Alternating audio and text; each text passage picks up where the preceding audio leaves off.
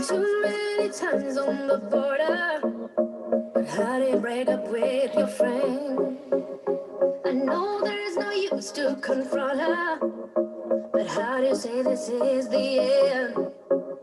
I'm through being taken for granted, and the one you call when nobody's home. Being with you means just disappointment, and the last escape, so I've been told. Don't bring that bomber to my door again, my friend. You know that you've been crying wolf too many times before this time. I know it, been there, I've done that. Those words are just sand in my hair. So talk if you like. The words will be words till you bring them to life. So talk if you like. The words will be words till you bring them to life.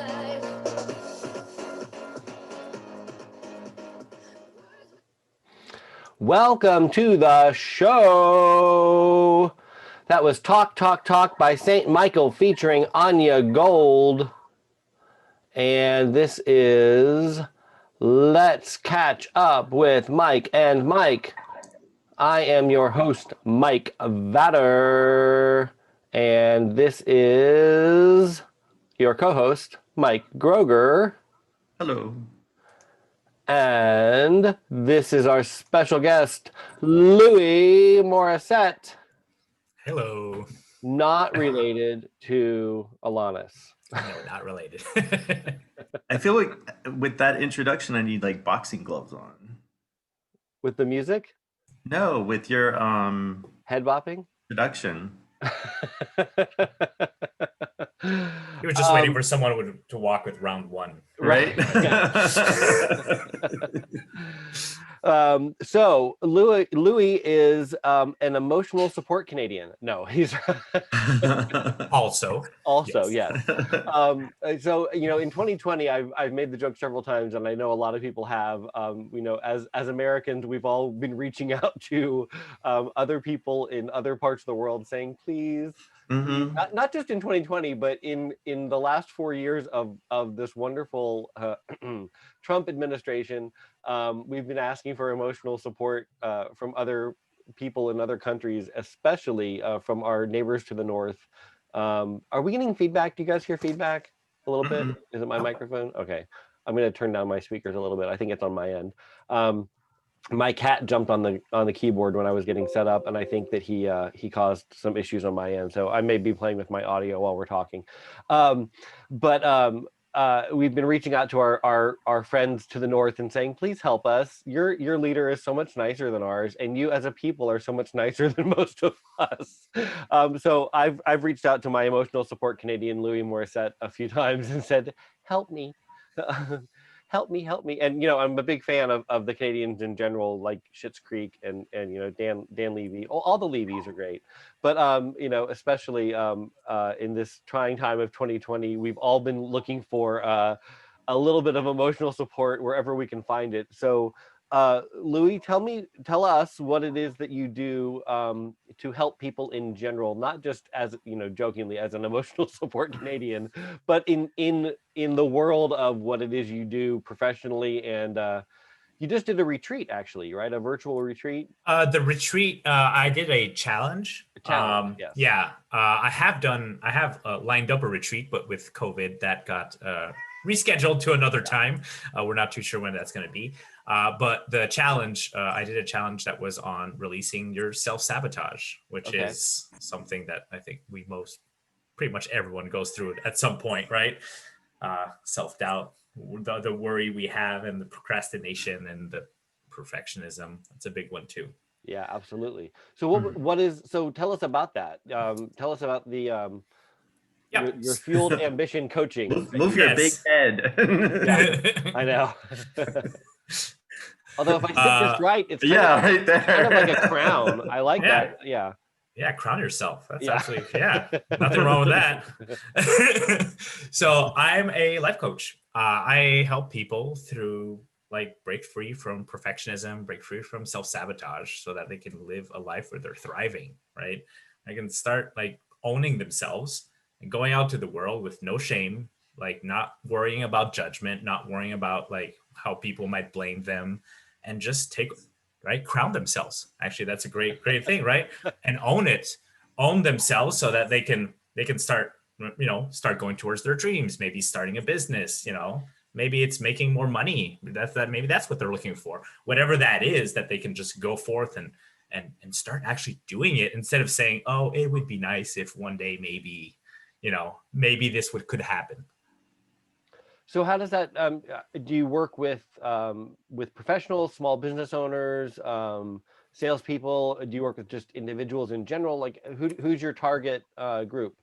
So I work a lot with entrepreneurs, but I like also to work with individuals. Okay. So I kind of have both sides that I work with, and I do that through one-on-one coaching.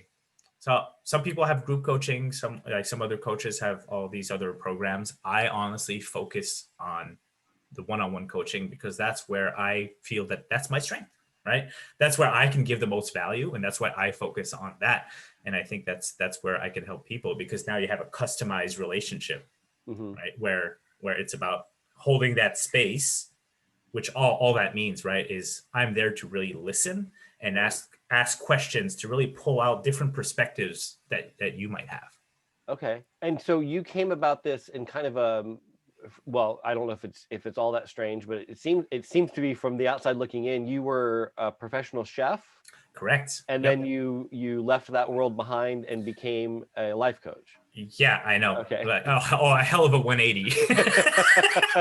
Explain, how did that happen? How did that come to be? So I left a 20-year career as a chef. I started my career as a chef by, I was in college. I was doing some studies in psychology, but I was like, I don't know if I want to do this. I don't know that I didn't see myself as a psychologist. Right. I didn't see myself dealing with people that have these major issues, and how am I going to deal with that? And like, how would I go through? So I kind of just dropped that and said, okay, what do I do now? So I took my hobby of cooking and decided, let's make that a career. So did that for a long time. But those last 5 years, and it has nothing to do with the job itself, but it had to do with me realizing that was not the purpose that I felt was right for me. I didn't feel it was as fulfilling as it could be. And so for 5 years, it was kind of, shaky. And those last 2 years was a pretty dark place, honestly. Because I realized that I had developed, and I couldn't identify at that point, but I developed a huge amount of perfectionism, and I would self-sabotage a lot, and I would be the people pleaser, and I would be the one like overworking, and just so people would appreciate it, right? So just anything I could do to make it work.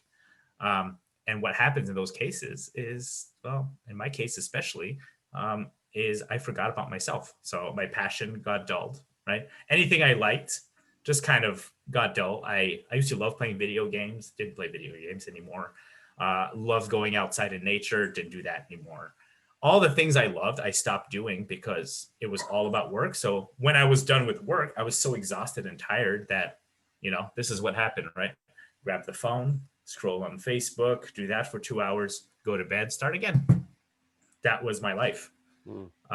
So one day I had someone on Facebook say, hey, I'm going camping. I'm on my own. Anyone want to join me? And it was an acquaintance of my wife. So I said, hey, do you mind if I tag along? My wife is not a huge fan of camping. I love it. So she's like, please, please go. Please go. Like, so that you don't have to talk about it later. So I went, and we had a great time just hanging out, going hiking and everything. And one night by the fireside, just having a conversation, none of us being coaches, right? There was a moment where it was just that, right? Holding that space where it was just the other person listening, and I was just saying how I wasn't happy with my life and just talking about it all, which I had never done, honestly. I had thought the thoughts, but it never actually came out.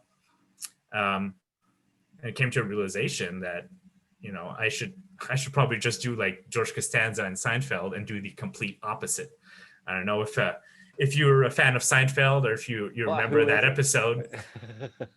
But in that episode, basically, he, like, in his normal life, everything he does always backfires, never works. Right. So in that episode, he's like, you know what?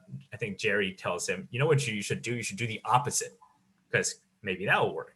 Right. So George starts doing the opposite, and everything starts going well. He starts just being completely frank and honest and just doing as he pleases, and everything turns around for him. Just for that episode, of course. Right, yeah. So like I made a joke, that's what I should do. Ha ha ha. But what that moment really made me realize was, oh, wait a minute. I have to change what I'm doing though. Like, and I can change. And that realization sounds super obvious in hindsight. But when you're so deep in your world of being so busy and wanting to people please and all these things, like changing is not even an option. Like, this is how life is, and that's it, right? Mm-hmm. Going off your beliefs that you've learned, the social pressure, like everything around you, family, friends, like all that influences. So that was the moment, the turning point. That's really cool. So you just kind of said, okay, I'm gonna do this for myself, and then you decided to start applying it to other people because it was working for you, or? Correct. So okay. It's kind of funny because I was like, all right, cool, I will change. What do I do? Yeah. Now what? Yeah, like, awesome. You had a great realization. Now you have to do something with it, right? So, you know, I was like, well, on the mental and emotional side, I honestly have no idea what to do. Like, I have no clue.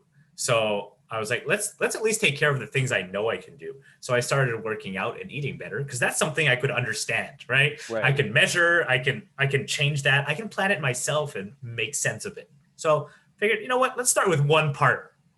I'm not going to start everything. We'll start with what I understand. So I started with that. It started great.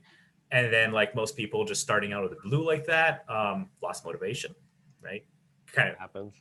That's my brain, right? Our brains take us back into the safe zone, right? So that's not comfortable. So let's just take you back to where you're supposed to be. So I did some research on motivation and found a lot about life coaching. I was like, huh, this is interesting. But my opinion of life coaching at that point was, why would you pay someone to tell you what to do with your life? That is so stupid. Like, that made no sense to me. But they had some tips. So I figured, you know what, I should at least try them. Maybe some things will work for me, maybe some things won't, but hey, it's free, let's just try it. So I tried some things on, some things worked, some things didn't. But I was able to kind of maintain that motivation to keep going, and then saw some tips on more of the mental aspect. And I was like, interesting. Like, there are people who do this, right?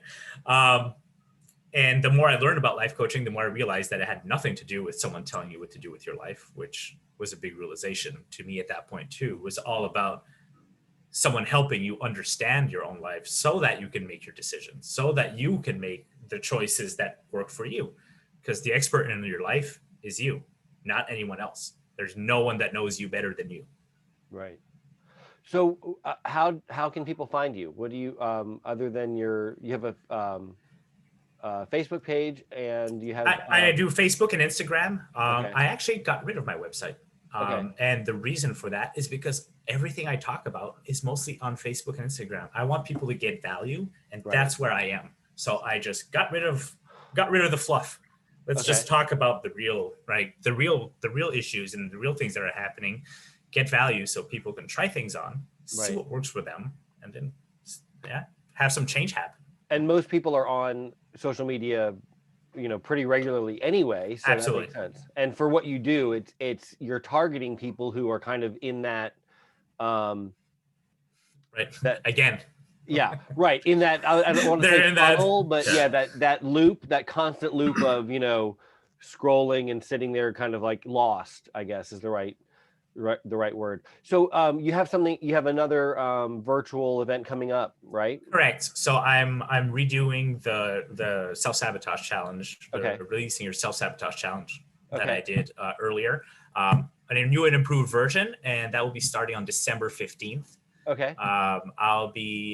It's going to be Do you want me to give you? I'll give you the link.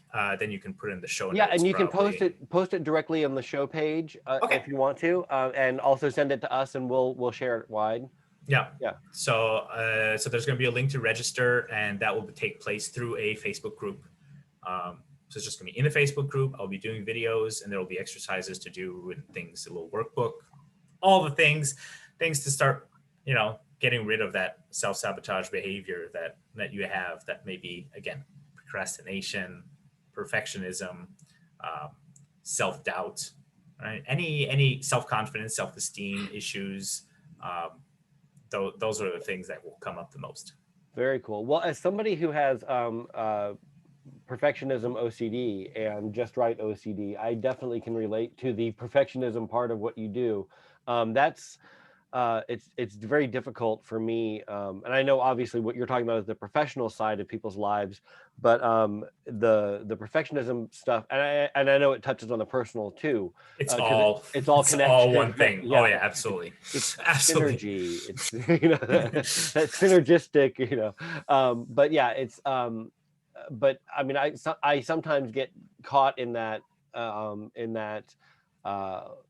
I don't even know what the right word is, but not loop, but like that rabbit hole of, this situation isn't perfect. Like Mike and I met at a work event where we were in a training session in a hotel conference room, and we walked into the room, and like we couldn't function until the chairs were all lined up right, and we looked at each other and we both were like, what are you doing? And he was like, I have OCD. And I was like, oh my God, I have OCD. Like, we're going to be friends, because he was fixing the chairs and I was fixing the tables. And we were like, what are you doing? And he was like, what are you doing? It was like, and we hadn't really met. We hadn't had a conversation yet at that point. And it was like, okay, why are you doing that? Which, to some people it's just tidiness and it's a quirk. But when the best way I can describe it is people with perfectionism straighten the room because they want it to look nice or they need it to look nice. People with perfectionism OCD straighten the room because they need the world to be nice.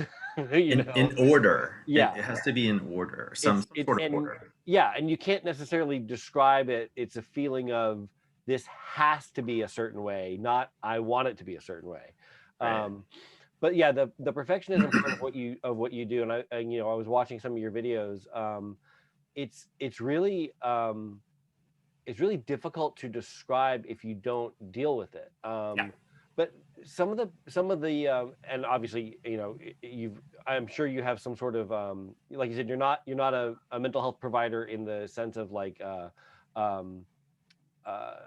doctor-patient confidentiality, but I'm sure you observe that in some way. So I wouldn't ever ask. I do. I'm not held legally. I am not Right. held to it. Ethically, I am, and Good. personally, for my personal values, like integrity is super important. Like Good. my top 3 values are fun, authenticity, and integrity. Oh, that's so awesome. I like that. So that's not gonna, like, even if it weren't a requirement, I would still do it because that's how people open up. Like if you're like, I'm gonna be telling everyone about this, like, why would you open up? Like, it makes no sense. You're already having issues talking about it. This is not a place to do that. The idea is to keep it in a safe space, right? That's exactly what we're looking for. A place where you can just let it out, talk about it, go have some back and forth so that you can come up with solutions and changes. That's very cool. Well, so what I was going to say is, so I was going to ask if someone came to you with wanting help on a personal level, I would assume you'd be able to kind of mold the program into something like that instead of being a work situation. It always comes back to the personal level. Okay. Even when it's the professional stuff. Yeah. People look for what is going on, and they're like, oh, it's my job, or oh, it's this thing happening at work. Yeah. It's pretty much never what's happening at work. it's just what they see, what they notice, and that makes a lot of sense, right? That's what's right in front of them. That's what their brain is noticing. But what's really happening is behind the scenes. It's the personal issues that are going on. That's what I would think, because I deal with all of those things that you the self-sabotage, self-doubt, I mean, all of the things that were listed, and I can imagine that working with you would be like shutting off my self-talk and listening to somebody that has a more positive perception and would be, helping direct, because I have lots of great ideas. I have lots of things I want to do, but I get stuck in whenever, let's say, for example, any job that I worked in, I put, 100+ % into it, and then I'll forget all those ideas. And I've gotten to an age where now I still pay attention to them, because over the years I've noticed where I've stopped and I've missed opportunities, or somebody else has used my idea, and there wasn't much I could do about it. So then I don't want to. I don't want to continue moving forward living with regret for not doing the ideas I want to do while I'm pursuing something I actually like right now, I mean, as far as a job and income, and having that, uh, just safe space to live, and then, work on the things that are important to me too. So having somebody like you to reach out to, and especially like the self-sabotage in relationships, I Oh, realized that was my it's common a huge one. thing in relationships. So when you say that somebody might be focused on their business or work, being a problem, my first thought is it would be what's up here, because if, I guess once you get to a certain age, you start to realize, what your, sorry, I don't know what that was, common things are, and you know, at Yeah. this age, I feel like it's like I tell my niece, I wrote her something recently. I said, don't get to my age and have regrets. Try and work on certain things to move forward, and don't be too scared about them like I was. Yeah, and it often comes down to, and Brene Brown puts it very well in saying, when it comes to things like that, it's often like, what would people think? What will people think? Right. And that's what stops us, because we're trying to avoid that judgment, that blame, that Yeah. shame. Yeah. And that's all it is. So imagine if you were able to bring all that out, right? All that out, put it right in front of you so that you can actually see it, because often we don't even notice we're doing it, right? Mhm. Put it all out and saying, all right, now what do I do with it? Like, what do I want to do with this? And start working towards that. Why do you think or when do you think, or both, we lose that ability to stop, to not care? I know it's rare. A lot of it's rare for I know of very few individuals that don't lose it, but I just remember as a kid, and I mean like 3 years old, 4 years old, my sister and I going around the neighborhood in our Superman and Wonder Woman underoos, and that's it, like the t-shirt and the underwear and like the tights, and we were superheroes, and we were in our underwear in playing superheroes, and didn't care that people were staring and laughing, because that's what kids do, right? And being in the treehouse in a cape made out of a towel, and and You too? yeah, and my sister putting makeup on me, and painting my nails, and and walking around in my mom's high heels, and wearing costumes, and like that whole thing that kids do. Like, when do we stop that feeling, and why do we start caring about other people's opinions about us, and why do we project that onto other people? Like, when does that start, and why do we I mean, if we all do it, we know we all do it. We know that every kid does silly stupid things. We know that every kid does these crazy, fun, wildly ambitious, fun things. When do we stop thinking of those things as fun and start thinking of them as silly and stupid and a waste of time? And why is that allowed? You know what I mean? Like, Yeah. Well, everyone has a different way of right? It all comes down to how you've learned, right? So Yeah. your experiences, how your family was, the friends you had, the schools you went to, you know, The neighborhood you grew up in. Yeah. all those environmental those, things, those social, the cultural, right? Cultural things as well. Depending on which country you're in, might be different. But basically, between the ages of 0 and 7, most of your subconscious is formed. Mm-hmm. So everything that happens then, which is usually also when we tend to be more free, right, and do all the things, because we haven't learned yet what is wrong. And I'm putting huge quotation marks on that, because it's not wrong. It's rules that have been established by someone for a reason. Right. Like, there's no necessary definition to it. It's, again, cultural, traditional, ceremonial, all those things, right? Yeah. So I think a lot of it is between the ages of 0 and 7. And then after that, it depends on personal experience of, it could be also related to trauma or, events that happen, which influence us as well. I always ask, when someone mentions like, oh, and I observe this when I go to visit a business. I observe it when I'm joining a business as an employee or a volunteer or on a contract. And they say, oh, our dress code is business professional or business casual. And I always say, what does that mean? Right. What does that mean to you? Right. Because I've been places where business casual means t-shirt and jeans. Yeah. And I've been places where business professional means suits and everything in between, and they're like, oh, really? I mean, when I worked in a radio station, business casual was literally t-shirts and jeans. Yeah. For everyone except for the sales department. Sales department, it was suits. And I've worked in TV where business professional meant suits. But in corporate, business casual meant polos and khakis. It's like, well, that's a huge disconnect. And business professional meant suits, except for the ladies who had to wear stockings.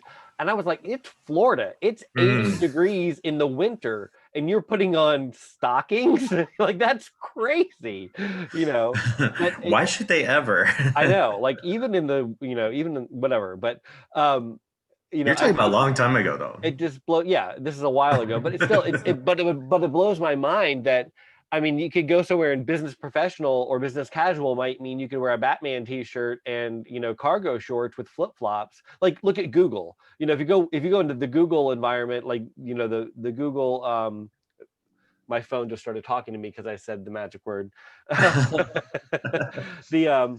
Alexa. Right. Stop! Now my other devices. Siri. No. You go into an AI workforce, and they have like pool tables and video games in the break room, and their business casual is literally tank tops, shorts, and flip flops. And that's the CEO, hoodies and jeans. Let me. The company I work for is a fantastic company, and their business model is from California-based companies like Google, or Google. I mean, not necessarily Google, but just that West Coast mentality of very casual. The CEO does, when he comes over, wears flip-flops, and often I've been told by the people that have worked there longer that he'll buy flip-flops for people. That's how casual. I mean, they provide lunch every day. We have a kitchen that's fully stocked with snacks, food. We have coffee machines that do every type of coffee you want. Water machines that have all these different flavors of water, but and we work 4 days a week, but they're long hours. And so you put in so much because you're given so much. You're given so much vacation time. So you feel very valued. It makes you want to work hard, when you're treated well. Right. Yeah.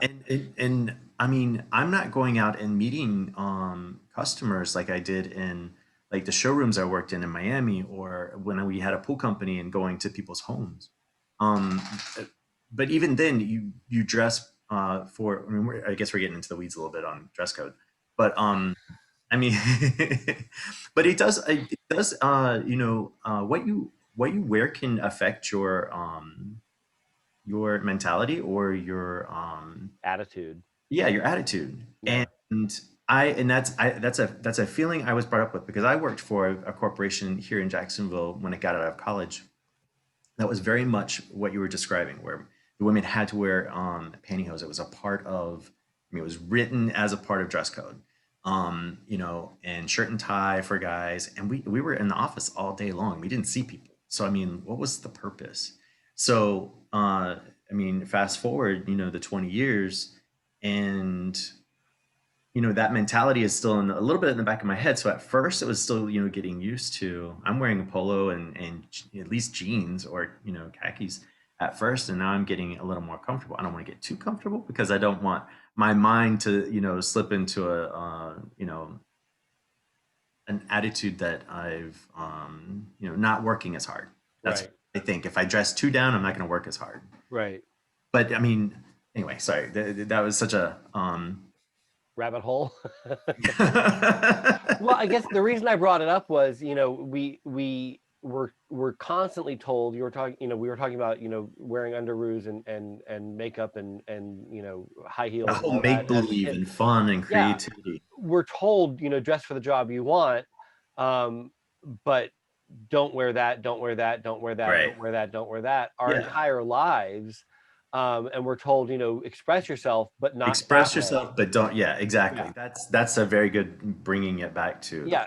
So we're constantly told, express yourself, but not that way. From, like you said, from age, 0 to 7, it's, sorry, my cat is at the door scratching and it's making me crazy. Give me just 1 second. In or out, Yeah, but baby. But In or having out. that from 0 to 7, exactly, right? It's stuff that is being programmed in your subconscious. It's little Yeah. things that you've seen that you might have not have noticed as being a big factor, but your brain has absorbed it as, oh, okay, this is how things work. This is midnight. Aw. Well, it does make sense because from 0 to 7 for me personally, there was a lot of teasing or being made fun of, and that was just ingrained, and it was just constant, and it was like, when will it stop? And so now as an adult, I mean, as much as people say you need to let things go or you need to quit lamenting on that, and I don't lament. It's just a word that I hear in my head that my dad would say to me. But it's things you don't forget that especially if it goes on for such a long period of time and it's just constant, constant, constant. So when I go into an unfamiliar place, a new job, socializing, I have anxiety because all of that baggage and garbage back there of, you know, what people initially think of me is my biggest concern. And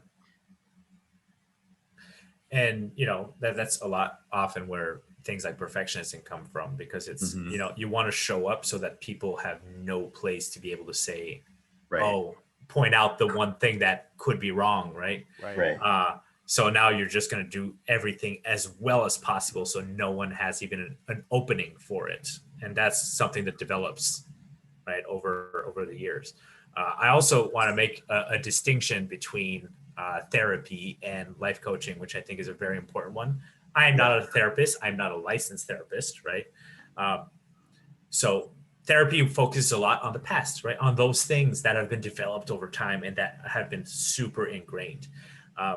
Those people who have made that conscious, had that moment of like, okay, I'm ready to make a change. Those are people I'm comfortable working with and want to work with, right? The ones that don't have that might need that therapy first. right. Therapy is Or at least in super tandem. important. At least in Right. tandem. Or in tandem. Tandem works well as well. But I just want to make sure that that's a super important point. There's a big difference. Therapy is really focused on the past and working those issues through. Yeah. Right. Coaching is more like, okay, now we're here. Yes, the past has happened. Yes, we might look at it, but I'm not there to work that. You have Right. made that decision that you're ready to start making changes at that point. Now we're future focused. We're going forward from here, and we're building, and we're doing things that will kind of challenge those ideas a little bit. Now, if you're able to change them with challenging them, awesome. If you're not able to, and it keeps going back, then that would be a therapy referral at that point. Yeah. You can see my therapist isn't doing very well. It's a long process. It's a long process. It's not something that I wish we could just say, I'll just decide it goes away and ta-da, we're done. Yeah, there's no toggle or light switch. No. Thing.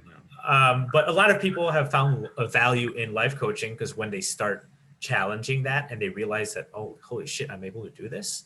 Right. Like, it does overcome. It does help a lot for sure. Again, everyone's different. Right. Everyone has their own.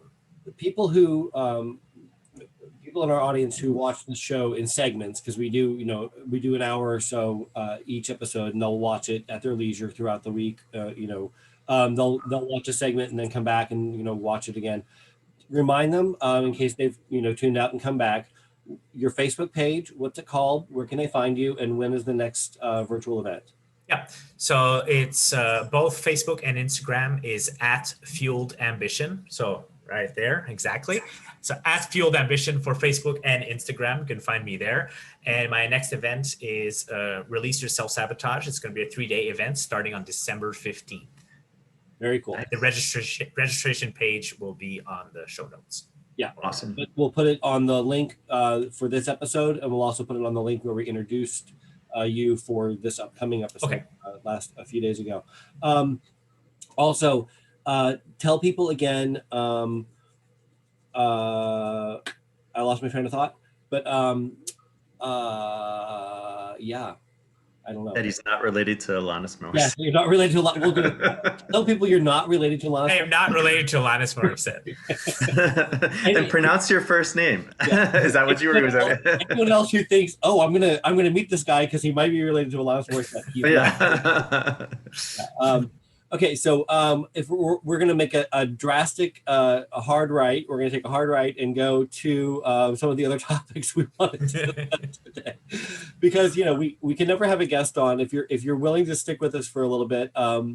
Louis, we're going to talk about some of the fun topics we had planned. We never stick to just the topic at hand. We always jump around. Like who is that band? Jump around. Who is that? Mike, you'll know. Crisscross. Yeah, Crisscross. No, that was Crisscross will make you jump around. It was House of Pain. That's what I'm thinking of. Oh, you're talking about that one. Okay. Jump. Look, there's a dog. It's a doggy. Looks like we all have. So Mike, you have a black cat. I have 2 black cats and a tabby cat. Okay, and then Mike, you have a dog who is black as well. Yeah, and we have. Although look at his little beard is growing in. He's getting to be an old man. Getting an old man beard. He has vitiligo, so his name is Jax. I should have named him Michael Jackson. And then we have 2 black cats as well. That's why I thought it was funny. Yeah. Well, speaking of pets, now my cat wants to go outside, so hold on. Okay. I love that picture. That picture in the background, holding the ears back. Speaking of pets, there are now more pets than children in Taiwan as birth rates drop. So I love that story because I don't like kids. No, I feel like there should always be more pets than children. I don't care where you live. Well, is the population just keeping them from having kids or what? No, it's not a rule thing. It's not like China where are they sterilizing without letting them know? No, it's not a rule, not a law thing like in China where they tell you how many kids you can have. It's a people are choosing to not have children, or people are because of the pandemic and because of different things going on in their lives, work and other things. People are choosing to not have children, but they are having more pets. Well, not having. the social the science of having the pets. I can't have the baby, so I'm going to have the dog. No, they're choosing to get the pet. but I think it's great. I mean, in America, where we are constantly putting animals down and obviously not doing the right thing for kids, because we have the number of kids in orphanages and adoption agencies is always going up, and the pro-life movement here is neither pro-life nor it's not pro or life. It's just don't have an abortion, but we're not going to do anything for the kid once it's born. Yeah. Don't have an abortion, but we're for the death penalty. Exactly. So it's all twisted and backwards here. But in Taiwan, they're like, we're just not going to have kids. We're not going to get pregnant to begin with, but we're going to get lots of pets. And I'm like, yay! This speaks to me because I have 3 indoor cats, 2 outdoor cats, and we just lost our dog last year. So, but yeah, I love this. I think this is a great thing, and I think it goes to kind of the topic that we were talking about with Louis about building a positive emotional state. Pets are great for your emotional state. Pets are great for your psyche. They're they say petting a dog or a cat for I think it was 3 to 5 minutes can lower your blood pressure like astronomically, like 10 points or something. And it's insane how calming a pet can. I mean, obviously right now my cat wanting in and out during her mine too. Mine's a little they have their moments, right? Just like a kid or an old person, they get on your last fucking nerve at the worst possible moment. But overall, pets are very calming and relaxing. They make your lives better. So, and look at that little Pono. I'm going to stand up again so you can see it. Look at that little face. Oh my goodness. I'm curious though, is this a study that's been done during pandemic and people are just tired of having sex with each other? But look, it's from so they just get a pet. Or those that can't. November 6, 2020 at 2:44 p.m. It's very recent. Yeah. So next year I want to hear the study. I think, this is something that makes a lot of sense. Like it makes a lot of sense because, and even in the States, people have been adopting more pets during the pandemic. Yeah. I don't know if this was due to the pandemic or not in this specific case.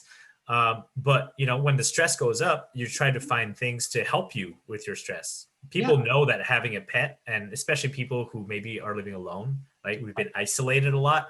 You have a cat, you have a dog, you have company, you have something happening that is more than just being with your significant other, or because you need the significant other's getting on your nerves, and that tension is rising.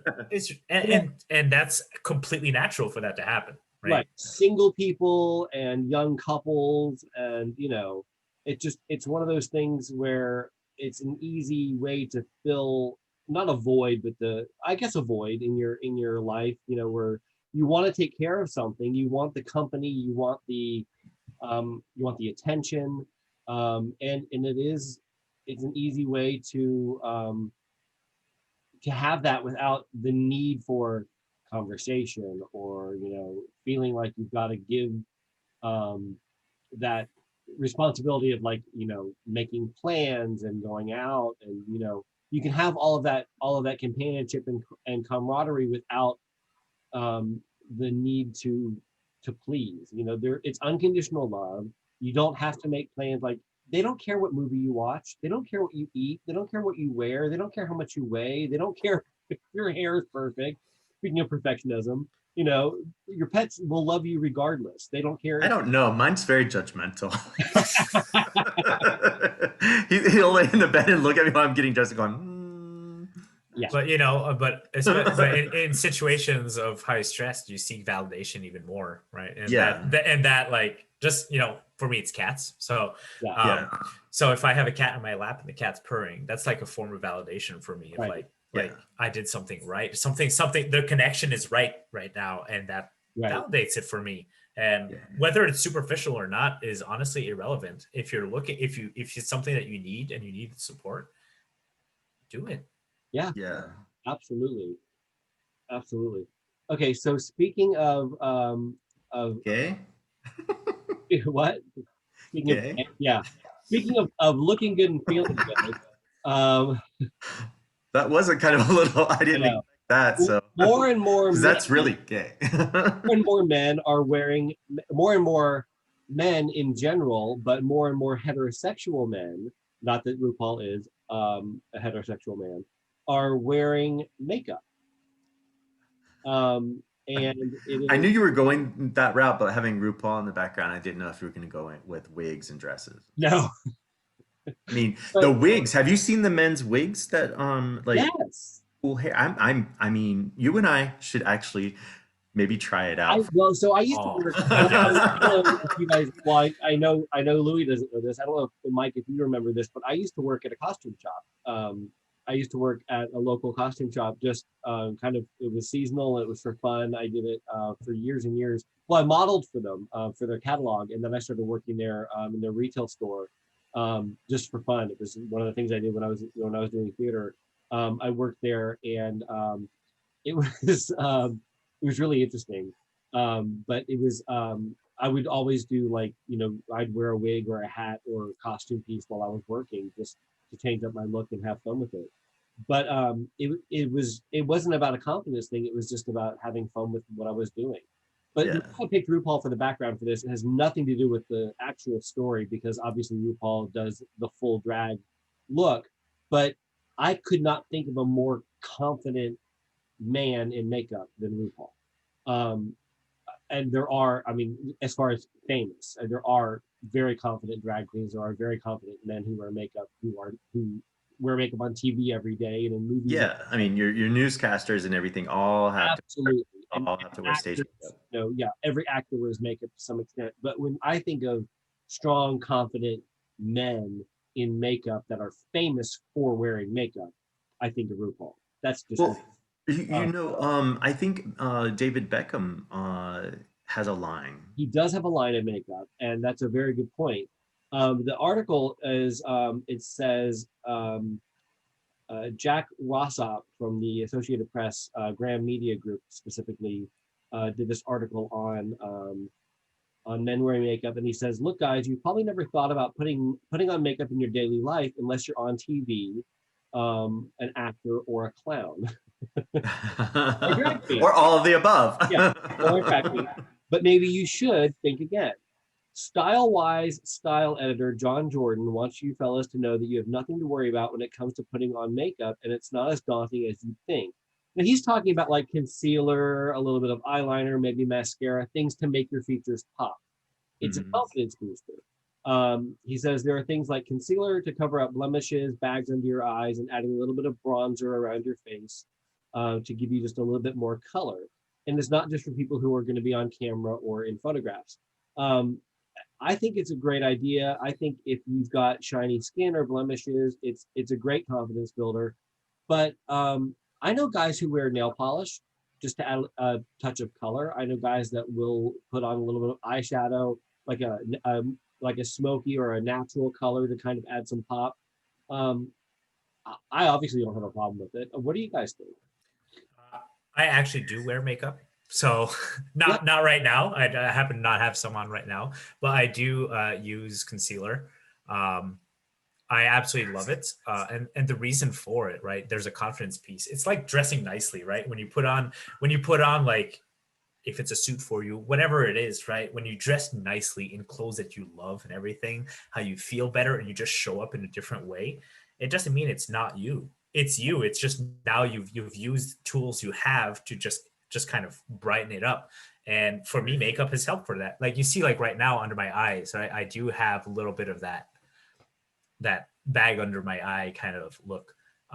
And for me, it's like, it does affect my confidence sometimes. So I did start using makeup a little bit, and it's a great tool to boost your confidence, and then kind of go out there, and it allows you to do things maybe you wouldn't do normally. Maybe it's talking to this person that you didn't talk before, like that you maybe would not have talked to normally. And it can open up our opportunities just by having those conversations. For me, like, I'm really talking about me with like anxiety and things like that, right? That I still struggle with, right? It's something I struggled with all my life, but having those tools are really super beneficial. And to have a stigma around putting makeup, I don't know. I don't think it's a very useful stigma to have. Yeah, I don't think any stigmas are very useful. Correct. Yeah. I mean, what do you think, Mike?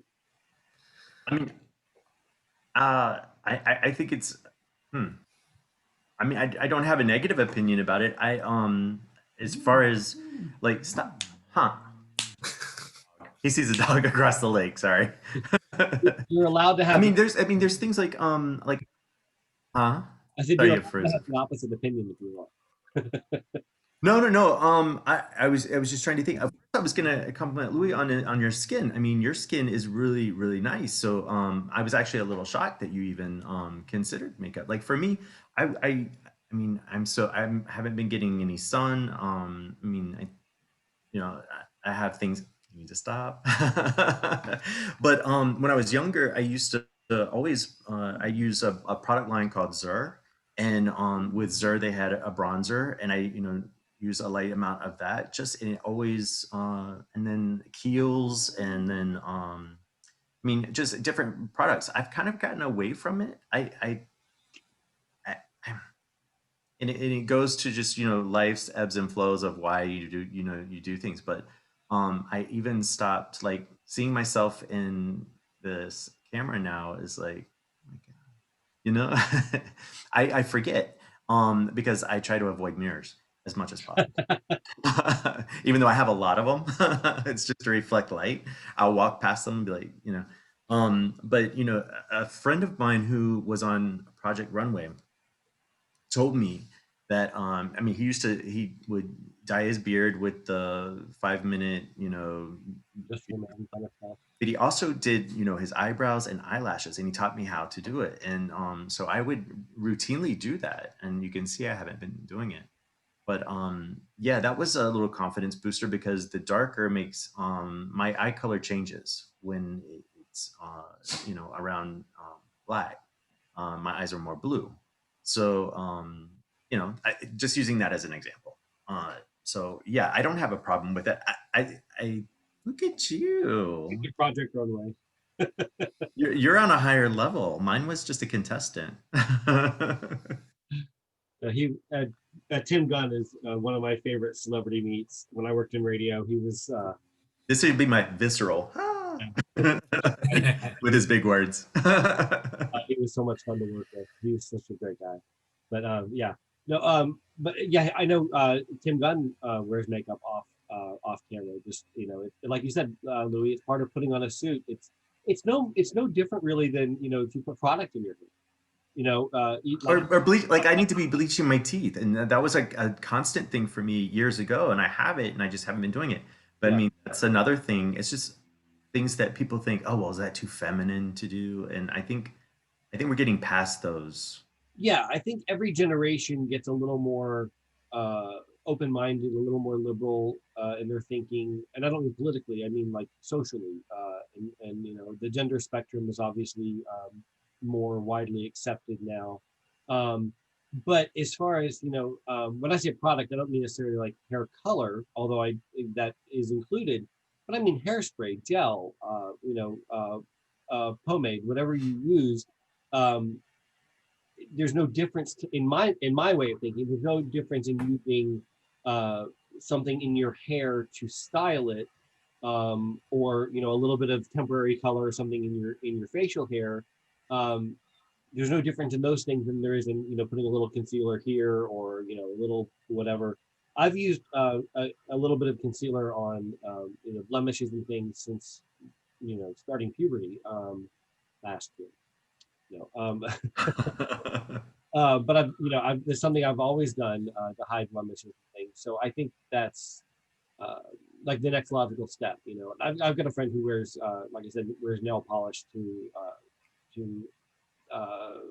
formal events, weddings, banquets, things like that. That's just part of his, dressing up. So. Of course, I've also got a lot of friends who are sisters of perpetual indulgence. So, you take that to the next extreme. It's like, Yeah. There's the guys who wear nail polish to a wedding, sisters of perpetual indulgence, drag queens, and then I've got a friend who was one of the original Bozo the Clown actors. So I kind of run the gamut. of men who wear makeup. So I don't really have any rules. So anyway, all right. Our next, and I think we're gonna end on this topic, is it goes with the with the self confidence, and I think it's something we can all get behind.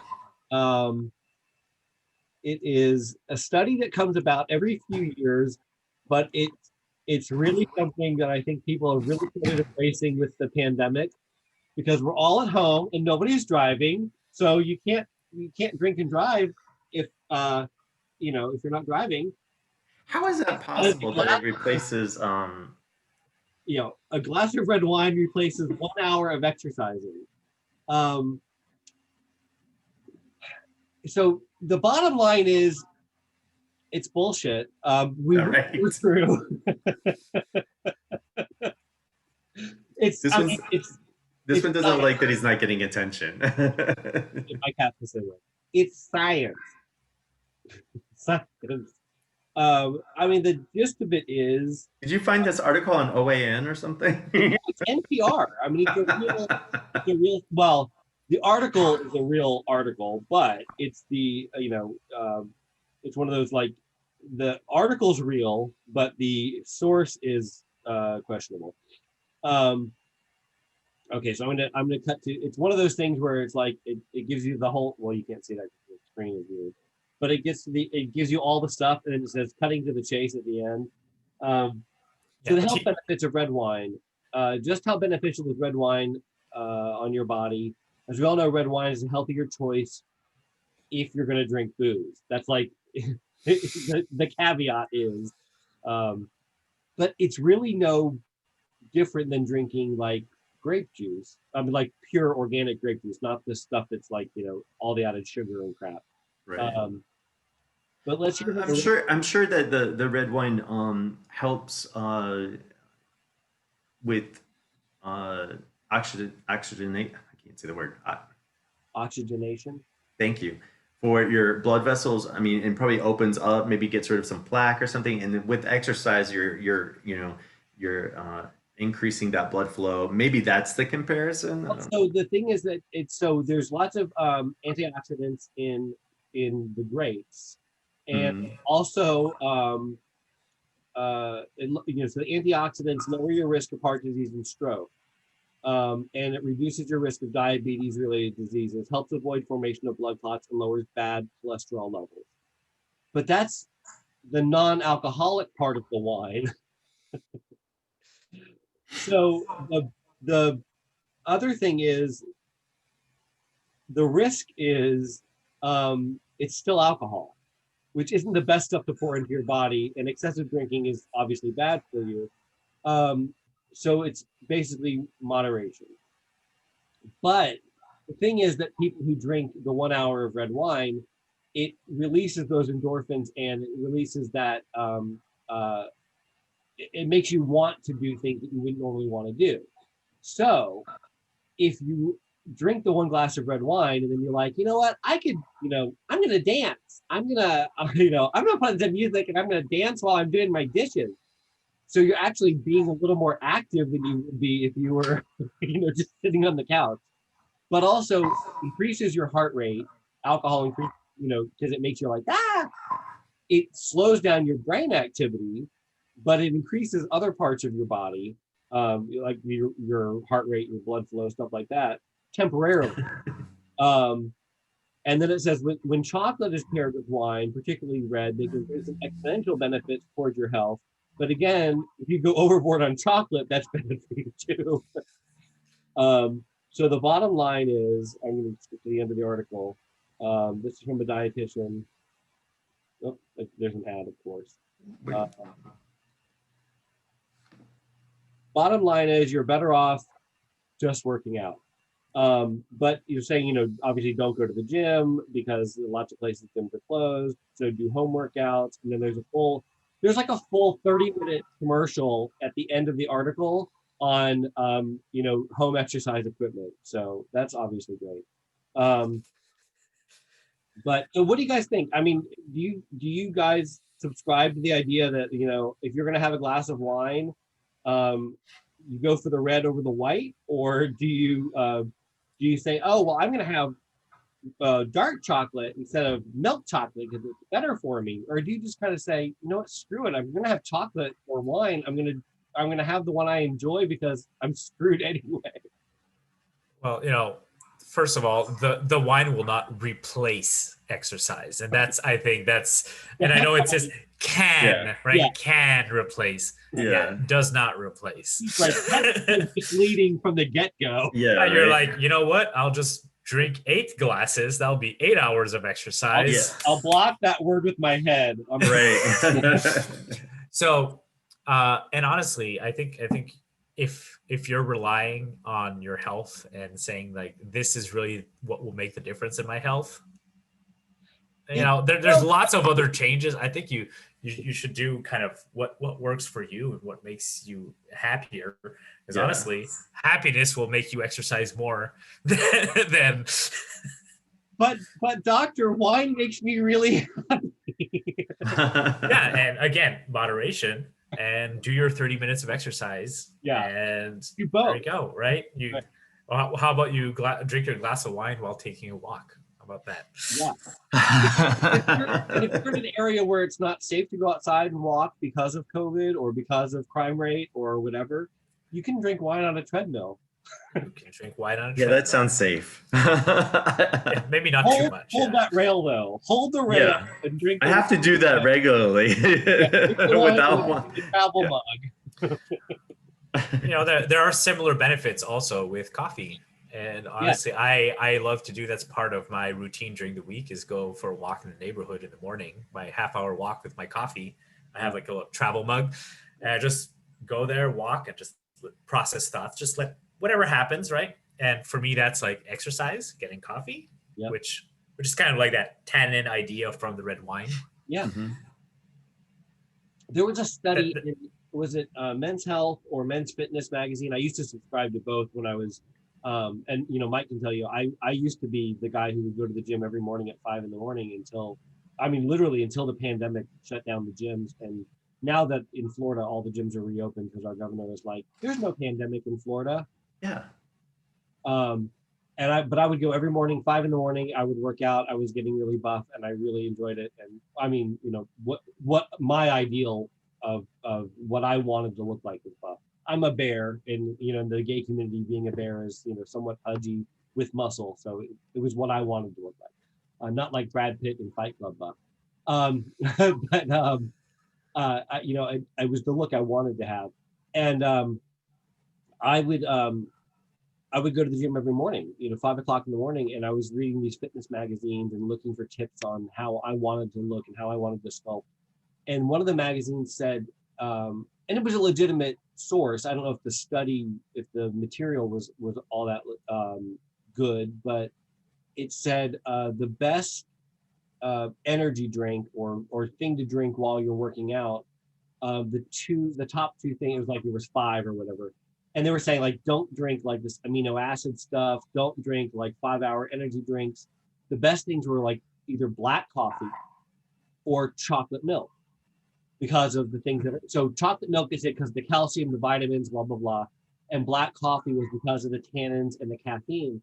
But the thing is, most people can't process those two things on an empty stomach. So it causes gastro issues.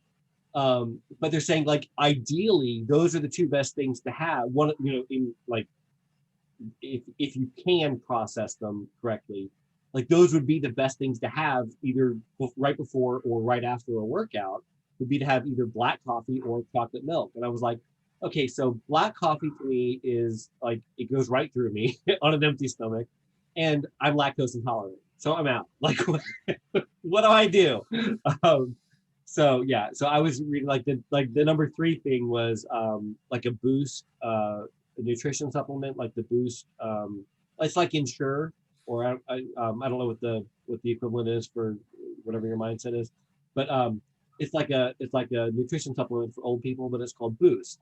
It's kind of like a Slim Fast kind of thing. It's pre-mixed shake, and they make one that's lactose free. And I was drinking those for breakfast. And I'll tell you, my weight maintained, my energy levels maintained. And they had one that was like lactose free with added protein. And to me, that was like the best thing in the world because it had caffeine, it had lots of vitamins and nutrients, and it had different flavors too, and very low sugar, high in protein. And so if you're gonna drink something that you think is gonna, be filling, and red wine is not the thing. Red wine's for fun. Coffee is probably better for you than red wine for all the different reasons. Decaf is even better for even better for you than red wine. Decaf coffee, if you look at the tannins, the caffeine is still a little bit in there. There's so many other things you can drink besides red wine, to help you in the in the health realm. Organic grape juice, blueberries, like so many things. But I just love that this study comes out like every 3 or 4 years and people flock to it like it's the holy grail. Because everyone wants the magic pill, right? Everyone wants that. Wait, I could drink wine and it will replace my exercise that I don't want to do.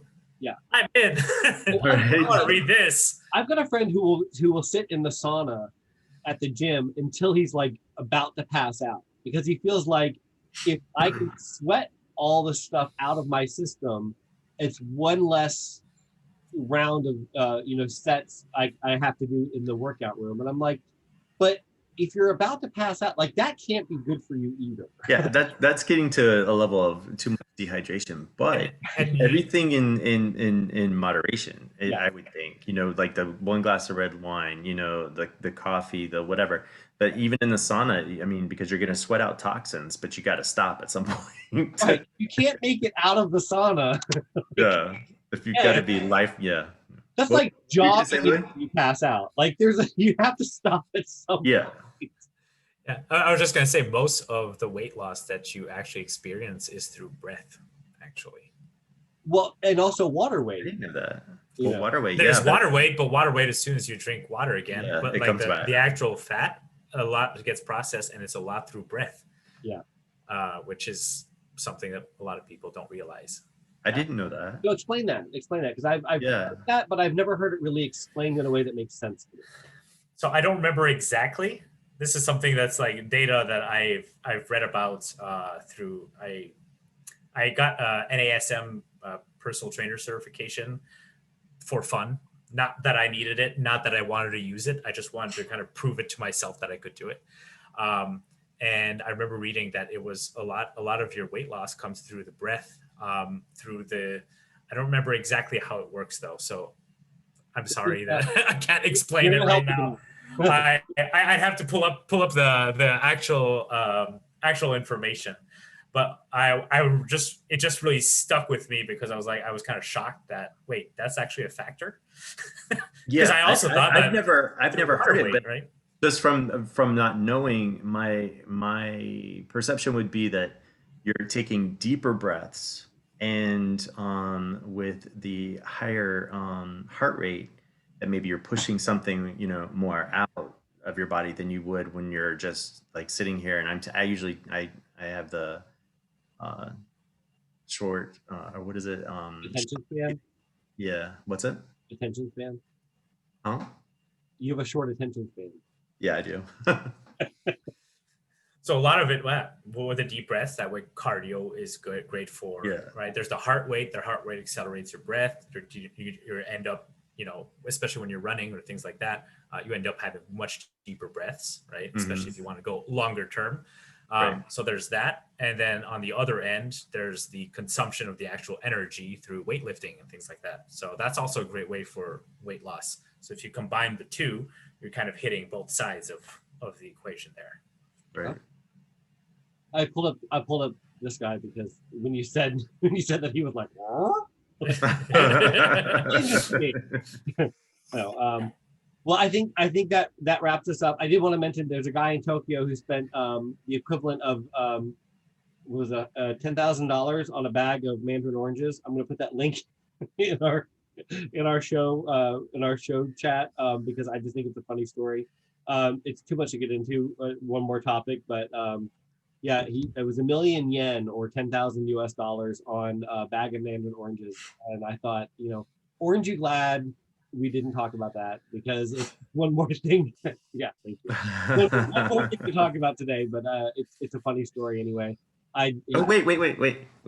The guy just loves oranges, I guess. Does he have $10,000 worth of mandarin oranges? Oh, Looks wow. like it. He's gonna be rich. It's probably like $8,000 worth. Yeah, that sounds Yeah. I'm the one. You idiot. Well, why would you spend that much money on a thing of oranges? So because it's not safe to go to the grocery store and Amazon was out. So he was like, my bid is 10,000 yen. Anyway. All right. Well, thank you, Louis, for joining us today. We really appreciate it. Thank you. Everyone who's made it this far into the show, we will share all of Louis' links in our show chat. Again, thanks for joining us for episode. What are we on? 7, 8? I don't know. Yeah, you can go through our channel and count. You're asking the wrong person. The one with the Mike didn't even know we had a theme song until episode 6. He was like, I didn't even know what it meant. I was like, okay, it's cute. Yeah. So yeah, thanks for joining us for Let's Catch Up with Mike and Mike. If you are interested in contacting us for any reason, you know the routine. It is go to our Facebook page or our YouTube channel, and of course now it's freezing on me again. I love this. I'm gonna have to reboot my modem tonight. But if you want to contact us for any reason, go to our comment section and send us nudes. Anyway, enjoy our back episodes on our YouTube channel as well. And thanks for joining us for another episode of Let's Catch Up with Mike and Mike. Stay safe out there, and we'll see you on the next one. Thanks, Louis. Thank you. All right, you guys have a good one. Stay safe. You too. Ah! Bye. Bye.